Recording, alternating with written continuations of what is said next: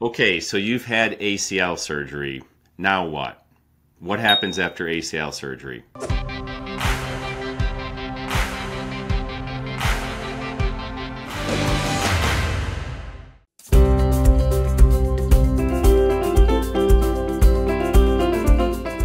This is Dr. P.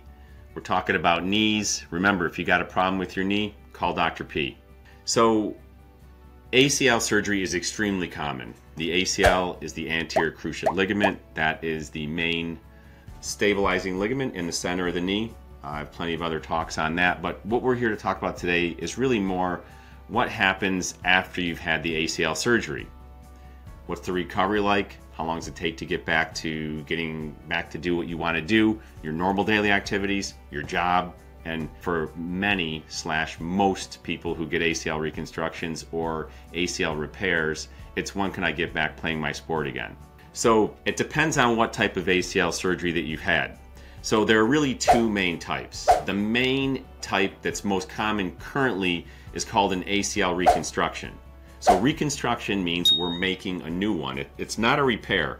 We're taking a tendon from a different area of your body, whether it be the patellar tendon, the kneecap tendon, or the quad tendon above that, or the hamstring tendon, or we're taking a tendon from a cadaver, a donated tendon, and we're drilling tunnels where the ACL used to be, and we're putting that graft in there and securing it in position, hopefully in the right place, to restore stability to the knee, because the ACL prevents the knee from giving out when we're cutting and pivoting. And that's very important for cutting and pivoting sports, or for occupations such as being in the military or police officer or firefighter, where you really need stability in that knee. And the same thing with soccer, basketball, any type of cutting or pivoting sport, football, any of those sports, you really need that ACL, or at least most people really need it. So the ACL reconstruction does a very good job of restoring stability if everything goes well. But one quote-unquote problem with it is that it doesn't guarantee that you're not going to get arthritis. So if someone tears their ACL, you got about a 50% chance of getting arthritis in that knee within 4 years. If you tear your ACL and you get an ACL reconstruction where we make a new ligament, it's very good at restoring stability at least 85 to 90% of the time. It's not 100%, but there's still a 50% chance of getting arthritis. It just pushes it off 12 to 14 years. So if you're really young, if you're like a 15-year-old and you tear your ACL and undergo an ACL reconstruction, well, in your late 20s, you got at least a 50% chance of developing arthritis. So that's kind of the quote-unquote problem, or the holy grail that we have with ACL reconstructions. But the problem is we have had great difficulty trying to sew the ACL back together and do a repair for years and years and years. If it was torn off the bone, we have ways of reattaching it to the bone, and those people do pretty darn well from a repair. And again, the recovery is a little different after each one of these. But if someone tears it in the middle, we didn't really have good ways of repairing it. Now there's a thing called BARE surgery. BARE stands for Bridge Enhanced ACL Restoration. To simplify, because I have a lot of talks and webinars and things like that that you can go to and check out on BARE surgery specifically. But basically what we're doing is we're sewing a collagen implant, and collagen is like the building block of our soft tissues. And this thing looks like a packing peanut, and we're sewing it in between the ends of the torn ligament. I'm doing that arthroscopically or through little small incisions, and we're soaking it in the patient's own blood, and then that acts like a bridge where the ligament cells, nerves, blood vessels can grow across and restore or repair or allow that ACL to regrow and heal itself. So that's the BARE surgery. And the rehab and the post-op course is a little different between that and a reconstruction. And then if you add in, if someone tore their meniscus cartilage, remember, we have cartilage on the end of the bone, which looks kind of like the white on the end of a chicken bone. That's called the articular cartilage. That's kind of like the tread on a tire. When that wears down, that's what arthritis is. I was just talking about arthritis. However, in the knee, there's the meniscus cartilage. There's two of them. One on the medial side, the inner side, one on the lateral side, the outer side. The meniscus cartilage is the shock absorber cartilage. That's the type of cartilage you hear about usually like when an athlete tears the cartilage in their knee. If that tears, we don't have any really good ways of regrowing back that at all. So we're pretty aggressive with trying to repair it or sew it back together. The problem is it doesn't have a very good blood supply, so it doesn't heal very good at all on its own in the first place, let alone even if we sew it together it doesn't always heal. However, if it's sewn together appropriately and it's the right type of a tear in the area where there is a blood supply, which is only about 1/3 of the meniscus, by the way, if it's in that area, it probably has an 80 to 90 to 95% chance of healing, especially if we're doing an ACL surgery at the same time. If it's in the area where there's not a blood supply, it's probably not going to heal. You can put all the stitches in it that you want, but it's probably not going to heal. So usually in that case, we'll just trim out the torn piece and leave as much of the good stuff behind as we can. Interestingly, if we just trim it out, that's called a partial meniscectomy. If we just trim out part of the meniscus, the recovery is actually a little faster short term, whereas if we repair it, you're going to have to really baby that and take care of that to make sure that repair doesn't rip apart. So that recovery is going to be a little bit more slow, more protected, and take a little longer. So again, you have the different types of ACL surgery, reconstruction versus repair. And then you have whether there was meniscus just trimmed out or no meniscus work at all, there was no meniscus tears, or a meniscus tear that needed to be repaired, and that's going to slow things down a little bit. But let's just talk about the ACL surgeries themselves, break it down into two. One, reconstruction, the other, the repair, the bare surgery. So usually with a reconstruction, first of all, we're starting physical therapy the day after, no matter what. So right away, you're going to be starting something. You'll be on crutches, and you'll have a brace on your knee, pretty much whether you have a reconstruction or a repair, at least in the beginning. The brace will be on maybe a week or two if it's a reconstruction, as long as there was no meniscus surgery, and it may be on it depends on the type of brace we're talking about, but usually the first 8 weeks for the bare surgery, the repair, because we don't want those ends to rip apart, we want to really protect it, you're going to be in a larger brace for that first 8 weeks. Similarly, if there's a meniscus repair, whether you have a reconstruction or the bare surgery, it's about 6-8 weeks in a brace as well. So that's the people always want to ask, am I going to be in a brace? Am I going to be a brace? Yes. You'll be on crutches initially.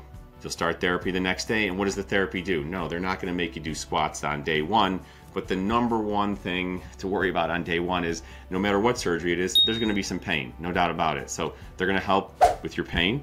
They're going to help get the swelling down, because swelling, A, causes pain, B, it decreases range of motion, and so swelling can also affect healing, the incisions from healing, etc. So they want to get that swelling down, and then we work on range of motion.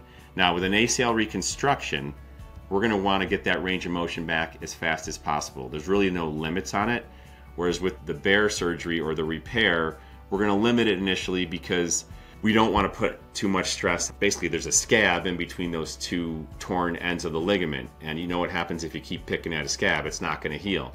So until the ligament heals across that scab or that bridge, which takes about 6-8 weeks, we're going to have some restrictions on range of motion. The first 2 weeks, it's going to be anywhere from either 0 to 30 degrees or 0 to 40 or 45 degrees, depending on the therapist you go to. After the first 2 weeks, it's going to go from up to 45 degrees to even 90, bending it at a right angle. By the time you get to 7 or 8 weeks out from the repair surgery, usually we want about 110 degrees of flexion.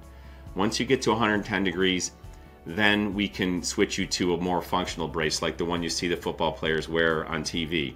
Again, with the ACL reconstruction, flipping back over to that, we're going to work on range of motion right off the bat. But both surgeries, the therapist is going to try to get the swelling down, get the range of motion back, and do exercises, a lot of times just like isometric exercises, which are things where you're just maybe squeezing the muscle, but you're not moving the joint. You're just squeezing your butt cheek, squeezing your quad, squeezing your calf muscles, moving your ankles up and down, things that aren't going to put too much stress on that joint. So for the first 2 weeks, both surgeries aren't going to go too crazy with the strengthening. After the first 2 weeks of an ACL reconstruction, a lot of times we can get the patient off their crutches and sometimes even out of their brace. Well, at least we'll start weaning them off of that as long as they have good quad control. The quad is that muscle on the front of your thigh, and that's really important for both surgeries. You really want to get that strong. So that's what the therapist is going to work on. And once they get that strong, same thing even with the ACL repair, the bare surgery, maybe at the 4-week point is when you can start weaning off the crutches.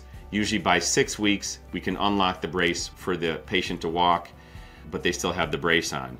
So once we get to the 8-week point, both surgeries are about the same. So the bottom line is in the first 8 weeks, the repair surgery is going to be a little slower, and after that first 8 weeks, now we're far enough along with the repair surgery that we've caught up to where the reconstruction surgery is, and now you can start working on more advanced strengthening exercises, but not crazy stuff like running, jumping, none of that stuff. You don't want to overstress it, but more advanced strengthening exercises, things like squats. Start with double leg squats and then maybe move up to single leg squats eventually. Leg press is a good one. That's another one that they'll work on. Start riding a bike. And so really making sure we get all that range of motion back, make sure our gait, we're walking normally, we have good quad control. Also what we'll work on is what we call proprioception, which is like joint position sense, letting your brain, training your brain to know where that knee is in space. And that actually is much better preserved with the repair surgery because you're preserving all those nerves than it is with the reconstructive surgery. So it takes a lot more time and effort to get that proprioception, that position sense back with a reconstruction. And it never really comes back fully, whereas with the repair, it does tend to come back more fully and the knee feels more normal. So those proprioceptive or position sense or what we call dynamic stabilization exercises, stabilizing that knee while the patient is moving or while the surface is moving is really important, because eventually you're going to be running, cutting, jumping, doing all these things that are not on stable surfaces, or you're going to be moving and running and cutting, and your knee has to start to get used to that. So they start the early process of that, usually after the first 6 to 8 weeks. Now, everybody wants to know, hey, when can I get back to running? So running usually doesn't come until that patient can do, a good double leg squat, then a single leg squat. Then there might be a double leg hop. Then there might be a single leg hop, and all with really, really, really good form. And then walking has to be normal. And then there might be a little side to side jumping. But once that knee is stable enough to do that, usually it's around that 3 to 4 month point that we'll let running start. Maybe a little bit sooner in the reconstruction than the Barrett procedure, but right around 3 or 4 months. But you have to pass the steps. It's not really a cookbook. Yes, there is a protocol, which is kind of like a cookbook, but those are just guidelines. We go by how does the patient look? Are they passing all these steps before we say, hey, you can just run because you're, 18 weeks out. Yes, time matters because time is biology and the body heals in certain time frames, but there's also, you got to put the work in and you have to have met those functional goals. So there's time criteria, and then there's functional criteria, and you got to be able to pass both of them to get to the next step. So there's certain stages. Now, once you can start the running, usually it's just straight ahead running, maybe on a treadmill, and then gradually increasing. Then we can start doing more of the, we've already done a little bit of the cutting at low speeds, but now we can start doing some running and cutting. So usually that's like between that 4 to 6 month phase. By the time you get to 6 months, you should be able to run and cut and do a lot of the activities that you would do in a game or in your sport or in your activity or in your job, but you're not full go. You're definitely not, you might be 80% at that point, or you might be 70%, but you're not 90, 95, 98%. That usually doesn't occur, because we're going to then from 6 to 9 months, we're really going to work on the power, the endurance, because you don't have that endurance, you've been out of shape for so long, and the strengthening. So you keep doing the strengthening, you've hopefully got all your range of motion by then, and then you're going to start working more on power, more on endurance, and more on sport specific stuff or occupation specific stuff, because different sports, different occupations need different training. So that's that 6 to 9 month point. Once you get to 9 months, now we can start talking about maybe you're ready to go back to playing your sport. Okay, and usually it's not like, boom, you're done with physical therapy, you're going to go play your sport. There's a bridge between finishing physical therapy, graduating from physical therapy, and getting into a game full time. So that's where athletic trainers and a lot of physical therapists who have sports backgrounds like the ones that we have here will help the patient bridge. So a lot of times the physical therapy has been cut off by their insurance by then anyway. So now it's either on their own, or they may pay a personal trainer, or they may pay someone to do a fitness program to get them from that point where they've graduated from physical therapy back on the field. And that's where a lot of schools have athletic trainers, colleges especially, who are tremendous with that part of things. Professional teams have that, but a lot of high school teams either don't have athletic trainers to do that, which is terrible. There should be athletic trainers at every school. And then even those athletic trainers may not feel comfortable or have enough experience getting that patient from graduating from physical therapy back on the field. But that's the next stage. And we actually have a program called VFit, Victory Fitness, here that really acts like, you know, it's a great generalized strength and conditioning total body program that uses our medical personnel who are trained, whether they're physical therapists or athletic trainers, but they all have special certifications, strength and conditioning specialist, CSCS, or orthopedic specialist, OCS, different certifications to be really top-notch personal trainers. And we have that here, and that's for people who just want to get into general shape, but that's also really crucial for those patients who want to get from graduating from formal physical therapy when the insurance cuts you off and says, hey, see you later, you're good to go, to getting back, you know, climbing telephone poles as a lineman, or being a firefighter, police officer, military. We've had Navy SEALs for sure. We need to get them back. And then, you know, all our athletes. So that's that bridge phase. And that's usually between 9 and 12 months. No guarantees at 12 months you'll be back 100% either, but that's around the general phase. And that's how long it takes to recover from ACL surgery, whether it's the repair or the reconstruction. And if you have any questions or comments, please feel free to put those in the comment section. We'd like a thumbs up if you can give us that, and please subscribe to our channel. And we look forward to giving you more educational videos, and stay tuned.